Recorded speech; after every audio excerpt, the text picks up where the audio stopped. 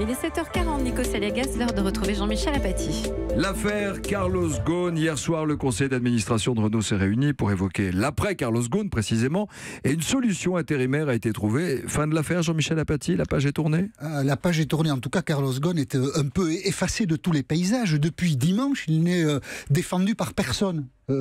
Personne n'est venu au secours de Carlos Ghosn. S'il fait le compte de ses amis, c'est simple, il en a zéro. C'est quand même incroyable. C'est très rare de voir ça, surtout que c'était l'un des patrons les plus puissants de la planète avant le début de cette histoire. Alors Carlos Ghosn, ceux qui l'ont croisé le décrivent comme autoritaire, cassant, aimant l'argent trop. Ses salaires à l'alliance Renault-Nissan avaient effectivement quelque chose d'absolument épouvantable. Bon, très bien. Mais les défauts d'un individu en font-ils un coupable devant la justice? Non. Et puis coupable de quoi d'ailleurs? On sait encore très peu de choses.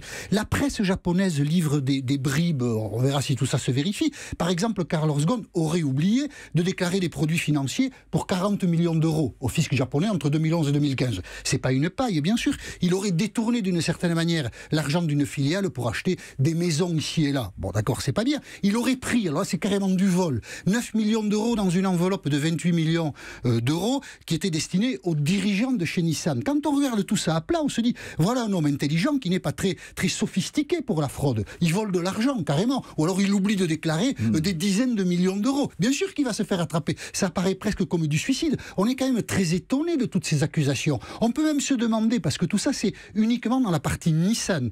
Bruno Le Maire a dit hier que côté fiscal, partie française, il n'y avait rien. Donc côté Nissan, ça a l'air d'être un peu le désordre. Est-ce qu'il n'y a que Carlos Ghosn qui a eu ces attitudes? Est-ce que c'est une affaire Ghosn ou est-ce que c'est une affaire Nissan? Et puis, bien sûr, on ne peut pas exclure de tout ça l'arrière-plan industriel. L'alliance Renault-Nissan est une alliance déséquilibrée. Parce que Nissan fabrique à peu près 2 fois plus de voitures aujourd'hui que Renault, et c'est pourtant Renault qui dirige. Nicolas Barré le disait tout à l'heure, le numéro 2 de Nissan a mené, il est là avec nous, a mené dans le secret le plus absolu un audit pendant des mois, nous dit-on, et sans jamais avertir Renault qui est le premier actionnaire de Nissan. Il y a une volonté très agressive du numéro 2 de Nissan. Tout ça présage plutôt la fin de l'alliance, ce qui serait une très mauvaise nouvelle industrielle pour la France. Le gouvernement français, depuis dimanche, a complètement largué Carlos Ghosn. L'avenir dira si c'était une bonne attitude ou si c'était une attitude qui manquait beaucoup de clairvoyance.